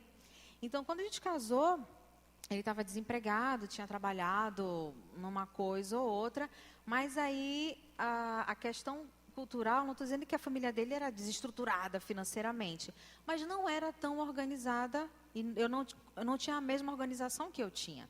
Então, a gente tinha esse conflito, porque aí nós morávamos na casa dos pais dele, uma vez eu fiquei doente, a gente teve que comprar remédio, a gente não tinha dinheiro. Ele disse, não, a gente compra no cartão da mamãe. Eu disse, não, mãe, peraí, rapidinho. É que eu casei contigo, eu não casei com a tua mãe. Então, quem tem que me sustentar é você, sou eu. É a gente que tem que guardar o dinheiro para poder se sustentar. A gente não pode viver às custas de ninguém. Então, a gente vai receber uma ajuda? Aqui e ali vai. Isso é bênção, você receber ajuda. Mas estar casado e viver financeiramente dependendo de outra pessoa, dos pais, não, isso é até antibíblico. Então, aí ele se tocou, ele disse, não, é verdade. Então, a gente começou a guardar uma certa quantia, né? A gente errou, isso foi um erro que a gente assume e a gente colhe, né, até hoje. Mesmo eu trabalhando, a gente não guardou muito dinheiro. Assim, não tinha tanta preocupação em, sabe, a gente ganhou a casa, beleza. Depois a gente dá um jeito de imobiliar, depois a gente vai e tal. A gente não fez uma boa reserva, a gente não se preparou tanto financeiramente. Então, a gente tinha esses choques, né? Depois, assim, com o problema veio, meu Deus, e agora? A gente não parou para pensar, para prever isso, né? E essa foi uma dificuldade que a gente teve. E ele sempre foi um pouco mais compulsivo por compras. Por quê? Porque ele adora ganhar presentes. Ele adora presentear. Então, ele me dava presentes, maninho, peraí, a gente está gastando muito. Não, mas é porque eu te amo, eu quero te presentear e tal. Tá. E eu um pouquinho mais, né, presa, porque tu é muito mão fechada. Não é. Por isso que eu digo que a gente tem que se completar. Que ele precisava aprender a ser um pouco mais comedido e eu precisava ser um pouco mais liberal. Inclusive em oferta. Sabe? Essas coisas que a gente vai aprendendo. Então, a gente teve alguns problemas financeiros, mas nada que a gente entrasse em crise. Na verdade, quando a gente notou que a gente estava muito ruim mesmo, foi quando nós tínhamos um salário, juntando os dois, davam no máximo uns R$2.200. E nós tínhamos dívidas de cartão de crédito de 6 mil. Tudo isso. Eram 24 cartões de crédito, a gente tinha, né? Era menos. 22? Não sei, era um monte, mas era menos. Então, é por isso que eu falo, a gente não teve instrução. Apesar de ser uma pessoa organizada, administradora, mas isso não... Como é que isso entra no casamento? Como pode? Aconteceu. E aí, né, é pancada. Sabe, aprendemos na peia. Então, vamos lá, vamos cortar cartão de crédito, vamos cortar custo, vamos lá. E a gente vai foi vivendo. Conseguimos.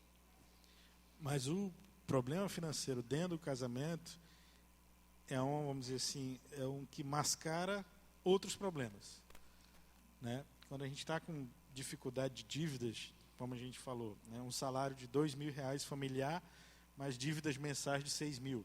De onde a gente tirava outros 4 para pagar? Não pagava. Ficava devendo, juros vai para o mês que vem e tudo mais. E isso deixava a gente irritado. E qualquer discussãozinha, bom dia por quê?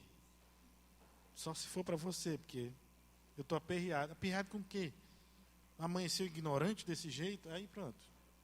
Já começava a discussão, a briga. Não era por falta de comunicação ou de tato, mas sim por causa de um problema financeiro que trouxe uma bola de neve e outros problemas são crescidos nesse aspecto, né? E algo que a gente tem que observar na tua própria vida e na vida de quem você quer se relacionar, a gente vai entrar, e já acabou entrando, né, na questão dos votos matrimoniais, que eles são muito sérios, que envolve na riqueza e na pobreza, né? Muitos divórcios, tem estatísticas sobre isso, que muitos divórcios acontecem pela questão financeira. Na falência. Justamente. O que acontece? A pessoa quer ostentar uma coisa que não dá. Você está casando com alguém que eu sabia que eu não poderia jamais exigir muita coisa de Efraim, porque eu sabia que ele estava desempregado. Mas conheço outros casamentos, outras mulheres que querem continuar tendo a mesma vida que o papai dava, só que, cara, teu marido não consegue te suprir aí. Você já pensou nisso? Então, ó, eu estou casando desse jeito. E quando a gente casa, o dinheiro é nosso. Não tem dinheiro dele, não tem dinheiro meu. O dinheiro é nosso. Quando você não tem essa mentalidade de que eu vou realmente estar com você na riqueza e na pobreza, é na dificuldade mesmo. Não tem jeito. Eu participei, vi o Efraim chorar uma vez. Ele disse, cara, eu não tenho 1 centavo para comprar pão. Não tem problema não, maninho, a gente está aqui, ó. A gente está junto. Vai ficar olhando um para a cara do outro. Com fome. Com fome. A gente não estava passando necessidade, mas sabe quando você quer um churrasquinho de gato e não dá? Não dá. Então, mano, é aqui mesmo. Bora beber água e bora dormir. Porque não tem jeito. Estou contigo na riqueza e na pobreza. Porque eu sempre vivi desse jeito. E agora não dá mais? Mano, não dá. Você agora é uma família com ele. Ele é uma família contigo. Não vai dar. A mesma coisa acontece sobre os votos matrimoniais, na alegria e na tristeza. Em todo o tempo, você vai ter que estar junto com o teu cônjuge. Então, como é que ele reage à tristeza? Ele está sempre triste? Ou ele é uma pessoa que mascara a tristeza? Você nunca viu a pessoa triste, tem problema. De verdade. Ela está sempre alegre, só que quando chega no casamento, eu já, na verdade, tenho participado, porque um casamento ainda não aconteceu, mas uma pessoa que é extremamente depressiva, mas ela vai casar, só que, ao que eu já percebi, ela está mascarando isso para o noivo. Gente, chegar no casamento, acabou. Acabou assim. Ela vai mostrar o que ela é e talvez a outra pessoa não suporte. O que você está vendo na pessoa que você quer casar? O que você está buscando? Conhece essa pessoa, de verdade. Qual é a tua reação na pobreza? Qual é a tua reação entre, eu quero um x-salada lá do, sei lá onde. Quem? Lá do Parque 10, que é 7, 8, 9, 10 reais. Mas aí se ele te leva para comer o x-salada lá do Morrinho. R$3,50. É R$3,50. Como é que é, mano? É onde dá. É onde dá. Eu quero um churrasquinho de gato, mas tem que ser lá do Wilson, do Eldorado, que é carérrimo. De aquele gato, ele é siamês. Não, mano, a gente vai aqui. Bem na esquina tem um churrasquinho de gato de R$2,50, que hoje você nem encontra mais, né? Esse aqui dá do mesmo jeito. Você vai, né? Saúde na doença. Cara, ela é muito linda. Tu é doido. Ela é muito linda. Mas depois que vocês casam, 6 anos depois, ela é diagnosticada com mal de Parkinson. Isso aconteceu com um amigo meu do trabalho. Ele não é cristão, mas ele vivia num casamento completamente destruído por causa disso. Ele nunca aceitou e ajudava a esposa porque tinha filhos. O compromisso dele, na verdade, era com os filhos. Mas a esposa dele é uma pessoa completamente doente. E ele traía, e ele fazia tantas outras coisas, e ela sofria porque não tinha em casa. É na saúde e na doença. É na doença quando você tem a motivação de casar por sexo e teu marido não pode fazer. Tem algum motivo, alguma doença que ele não tem mais como. Ele tem uma diabetes terrível, não tem mais como te suprir. E aí? Ou se a tua esposa passa por uma situação bem delicada, que por causa disso ela não pode te suprir também sexualmente. Qual é a tua motivação? Se for por sexo, teu casamento acabou. Se for por beleza, depois de 3 meses que vocês casam, se um de vocês sofre um acidente e fica não muito legal na latinha, como é que fica? Continua o casamento ou para? Depois que a tua esposa tem 3, 4 filhos, não dá pra gente ficar legal, né? Assim como tinha 18 anos. Mas aí você jogar na cara dela, você é uma gorda, você devia voltar a ter aquele corpo de 18 anos. E isso eu não estou inventando, tá? Já ouvi. Em aconselhamentos. Não de mim, tá, gente? Não, dele não. Nunca. E ele não é doido. Ele... Oh, amor. Ele sabe qual é o limite da sinceridade. Ele sabe. Mas, gente, isso acontece. Os exemplos que a gente citou aqui para vocês já foram de aconselhamentos que a gente participou. E de ter... E, às vezes, isso serve muito para a nossa vida. Porque quando a gente ouve isso, e eu sempre encho ele de pergunta. Amor, eu estou muito feia. Tu vai me deixar? Não. Tu me ama ainda? Sou bonita? Para sempre. Mas aí, a gente conversando, a gente sabe que isso não é o essencial. Não, você tem que ter alguém que seja teu companheiro, teu amigo. Agora, quando eu tive a Sara, eu fiz cesárea e a Sara ficou na UTI, eu também. Depois eu fui para o quarto, ela não estava comigo. Eu tinha que andar, né, para poder me recuperar melhor e tal. E aí eu estava no corredor do hospital, longe do apartamento. Gente, quando eu estava chegando já para dar a volta, eu não sei o que essa criatura me fala, que eu começo a rir desesperadamente. Parecia que eu ia desmontar toda. Eu estava chorando e rindo. Eu disse, pelo amor de Deus, para. Para de me fazer rir, que tu vai me matar. Eu vou ter que... Meus pontos vão abrir. Mas aquele momento me marcou. Primeiro que eu acho que eu fiquei uns 5 minutos ali ainda parada, sem me mexer. De verdade que eu não conseguia. De tanta dor que eu estava sentindo. Mas aquilo me marcou, sabe por quê? Porque eu tenho alguém que é meu companheiro. Na recuperação, na doença. Estava lá comigo, andando no hospital. E que não é algum outro tipo de marido, que eu também já vi, que a pessoa tem que chamar a vizinha para estar lá, porque o marido não vai. Presta muita atenção, que casamento não é só sexo. É muito legal, é muito bom. Mas se essa é a tua motivação, se teus hormônios estão gritando, te dizer uma coisa, toda vontade passa. Então, para. Você não tem desculpa, não. Mas procura alguém que é teu companheiro, que é teu amigo. Alguém colocou aqui no papel que casamento é preencher algum vazio. Vocês se completam, mas quem preenche é o Senhor. A gente se ama muito, a gente se dá muito bem, nós somos muito amigos, muito companheiros.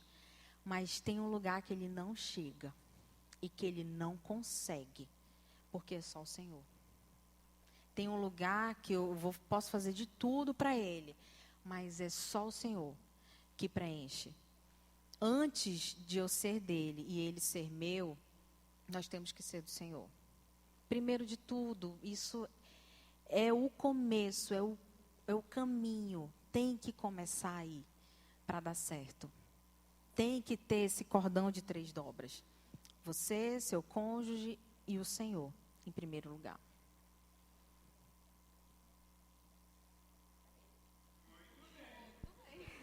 Vamos fazer perguntas e respostas. A gente vai fazer perguntas e respostas.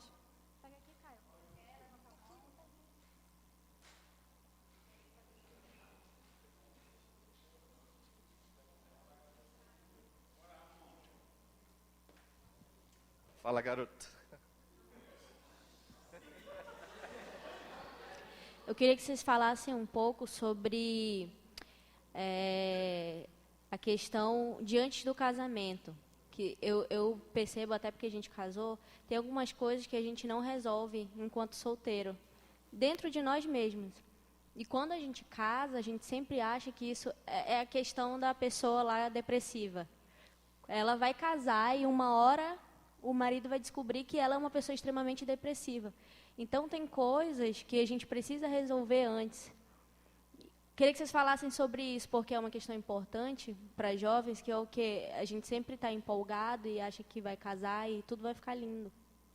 Mas tem coisas até em relação à nossa própria vida e à nossa identidade que precisa ser resolvida e sanada antes de casar. Porque quando a gente casa, que é um outro ponto que eu queria que vocês falassem bem rapidamente também, é quando as impurezas vêm à tona.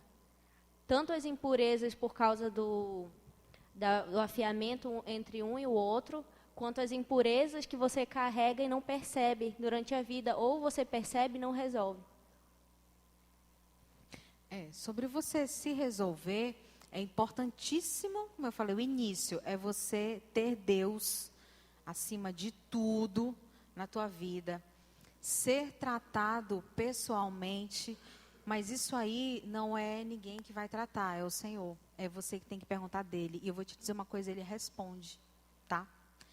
Então, depois que eu passar por tudo isso, você pode ter um processo, sim, de oração, de arrependimento, de confissão com o Senhor.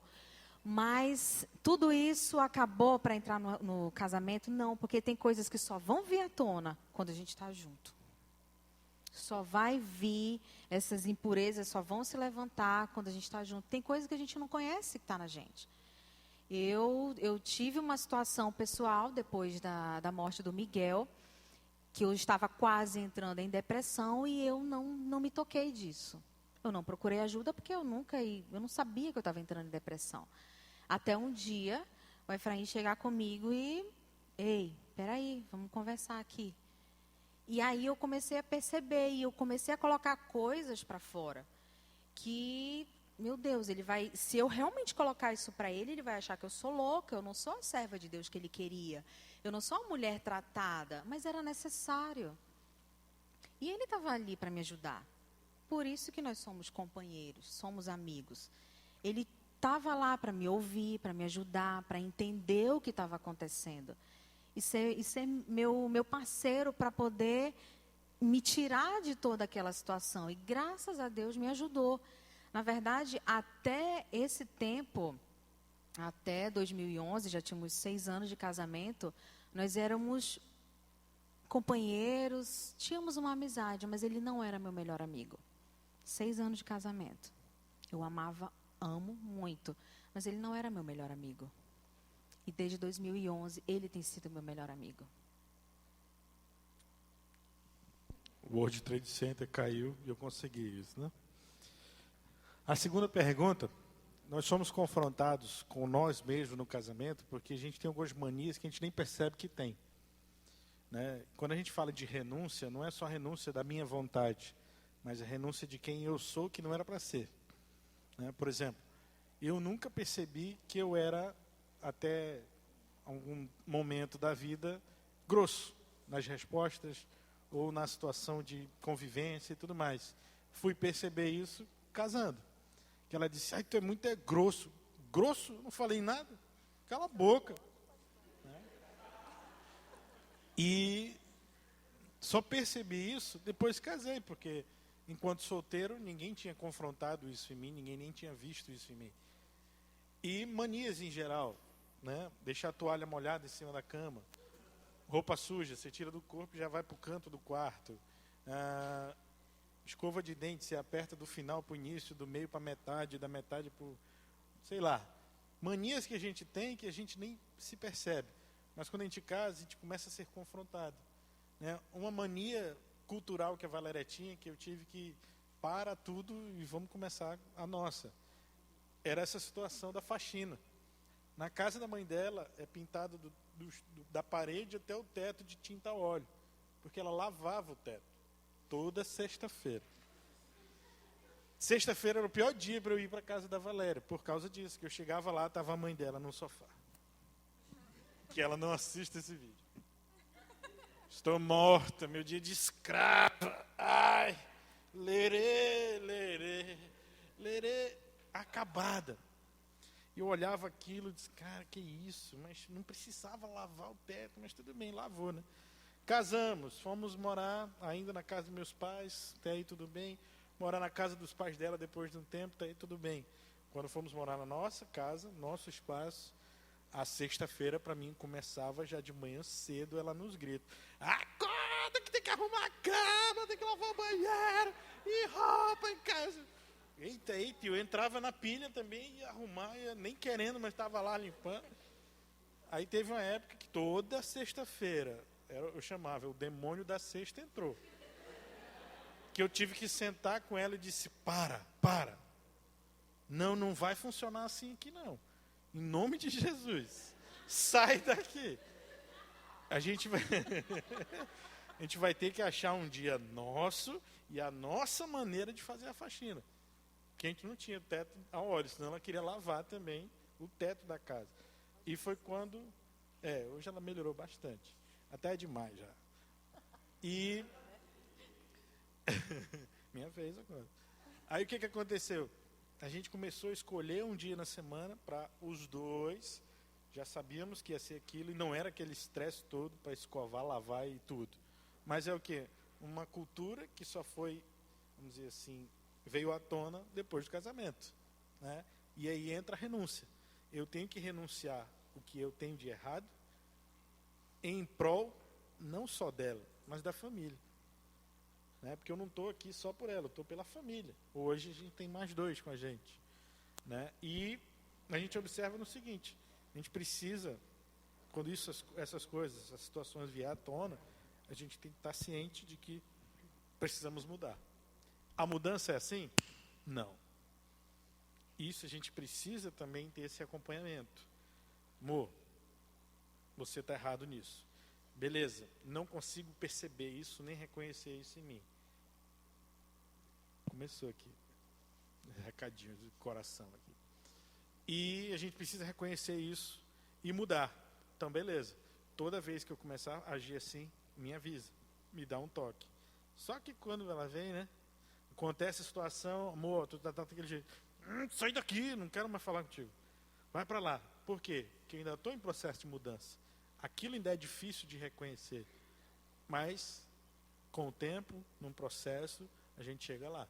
Já chega naquela de até nem acontecer mais. Tu lembra a última vez que a gente explodiu numa briga, numa discussão? Eu não lembro não. Então, graças a Deus por isso. Mais uma. Vocês se casaram com quantos anos e quantos anos vocês têm juntos? Eu casei com 24 e ela com 23. Hoje nós temos 11 anos de casado e 13, né, de relacionamento geral e 22 anos que nós nos conhecemos. Mais uma. A última. Oi. Eu já ouvi vários conselheiros sobre casamento dizerem que o homem ele precisa ter 3 coisas bem desenvolvidas na vida dele, que é poder suprir a mulher emocionalmente, financeiramente e espiritualmente. Eu queria que vocês pudessem falar um pouco sobre isso. Mas não só o homem, como a mulher também. Mano. Se os dois tiverem esses 3 pontos aí em dia, a gente só vai ter problema de relacionamento, vamos dizer assim, cultural. Né? Porque se eu busco o Senhor da mesma forma que ela busca, glória a Deus por isso, Deus vai estar falando com os dois. Se eu tenho o meu sentimento em dia, arrumadinho assim como ela também, a gente não vai estar chateado por qualquer coisinha, qualquer drama vai acontecer. E o outro ponto, qual é financeiro, né? Se a gente está bem financeiramente, os problemas também estão bem limitados. Mas quando só um tem isso, né, que no caso é importante do homem, como sacerdote, ter isso, sim. Mas é importante dos dois ter isso, ter essa consciência. Porque eu sozinho, só eu sou crente na minha casa e ela não, eu não consigo obrigá-la a vir comigo todos os cultos. E quantas vezes eu não vou ouvir aquela, lá vai tu para a igreja, está bem de olho em alguma irmãzinha, né? Santarrão, pastorzinho e tal. E isso já vai mexer comigo, porque eu queria minha esposa aqui comigo e ela não está. Por quê? Não é cristã.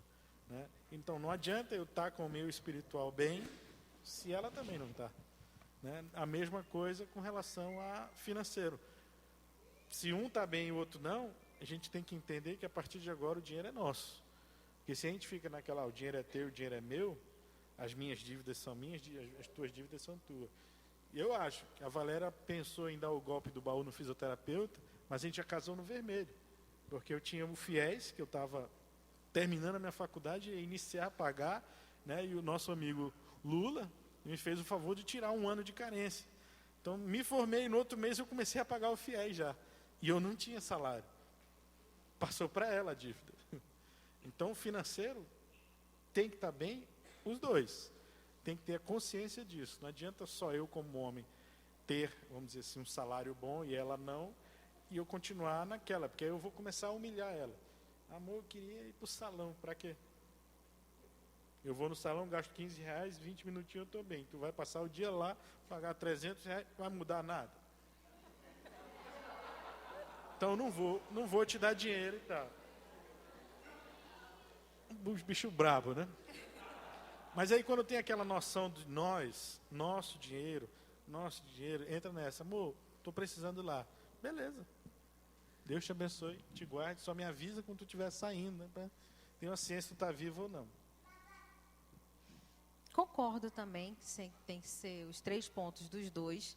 Quando em Gênesis Deus fala para o homem deixar pai e mãe e unir a sua mulher, tornando-se os dois uma só carne, ele fala de um deixar físico, né, geográfico, sai de perto de todo mundo, vão ter a vida de vocês, de verdade. Faz isso. É bênção. É isso que Deus está dizendo. Deixa pai e mãe. É também o deixar financeiro. O homem ele tem que suprir porque ele tem que suprir porque ele é o cara. Isso é o óbvio de qualquer situação. Tu vai sair de casa, tu não depende mais de pai e mãe, não cai do céu. Tem que fazer alguma coisa para ganhar dinheiro. Tem que estar preparado financeiramente. Você tem que ter um trabalho. Você tem que suprir a tua esposa financeiramente. Cuidado se ela for gastadeira. Já dá um breque aí no noivado, tá? Porque senão ela vai dizer, eu não sabia que era assim. Era assim, eu cantei a cartilha. Então é assim. E homens, sejam homens de verdade. Homens, viu, Guilherme? Tem essa da mulher, porque ele fez assim, todo... Porque tem mulher que grita e o homem já baixa a guarda. Mulheres, não façam isso não, isso é falta de respeito. Dê sua opinião, fala como você se sente, mas não obrigue o seu marido a fazer alguma coisa, porque ele é o homem da casa. Respeite. Isso é uma coisa que você tem que levar de casa para o seu casamento. Respeite seu pai. Se sua mãe faz isso, preste atenção, ela está fazendo errado, isso não vai dar certo. Homem, guie a sua família. Deixa o financeiro. Supre a tua esposa emocionalmente. Conhece a tua esposa. Sabe que ela é diferente de você. Conhece o teu marido. Ele é homem. Ele não vai pensar como você. Ele não vai arrumar como você. Ele não vai ter atitudes sentimentais como você. Espiritual. Os dois têm que buscar. A responsabilidade da mulher é de edificar a casa, criar os filhos, saber fazer as coisas. Abro um parêntese enorme aqui para falar sobre donas de casa. Ah, mas minha mãe não me criou para ser uma dona de casa. Sua mãe merece uma surra. De verdade. Minha mãe não me criou para ser dona de casa. Tanto é que era no pé para estar estudando, para fazer faculdade, mas nunca deixou de me ensinar serviço de casa. Lavar, passar, costurar, cozinhar, tudo isso. E como é que eu vou ser uma boa dona de casa? Eu vou ser a mulher de Provérbios 31. Porque a mulher de Provérbios 31, toda aquela descrição lá é para a gente buscar ser. Como é que eu vou dizer para alguém cozinhar bem se eu não sei cozinhar? Eu não tenho parâmetro, eu não tenho padrão nenhum. A mulher de Provérbios 31, ela dá ordem para as suas servas. Então, você tem que ser sábia para saber fazer as coisas, para poder ensinar, para poder deixar o teu marido bem servido, bem cuidado, bem organizado. E marido, entenda as necessidades sentimentais da sua esposa. Ah, porque você é muito dramática. Cara, ela é mulher. Não tem para onde tu correr. É isso, ela vai chorar, ela vai ter TPM, ela vai querer chocolate, vai. Às vezes você vai jogar assim de longe, às vezes você vai chegar em casa e ela não vai estar muito legal, assim, vai estar feita uma louca com o cabelo lá em cima, entendeu? Dizendo, fica com essas crianças, pelo amor de Deus, eu preciso tomar um banho. É assim, e é normal, calma. Ela vai se estressar um pouco, mas ela é gente boa, você ama. Vocês se amam, não esquece disso. Vocês vão se amar, vocês vão se tolerar, vocês vão se suportar, não no sentido de suporte, eu tenho que te engolir. Não é isso, mas no sentido de dar suporte mesmo. Tem dias que ele está estressado. Pastor Efraim se estressa? Se estressa, tá? Estressa, Fabi, estressa. Pastora Valéria se estressa? Não. Imagina, nem é tão difícil me tirar do sério. Mas, no dia que você perceber isso, você está preparado, não para exigir alguma coisa, mas para engolir o sapinho, depois a gente conversa. E você vai servir o seu marido, sua esposa, espiritualmente, emocionalmente e financeiramente.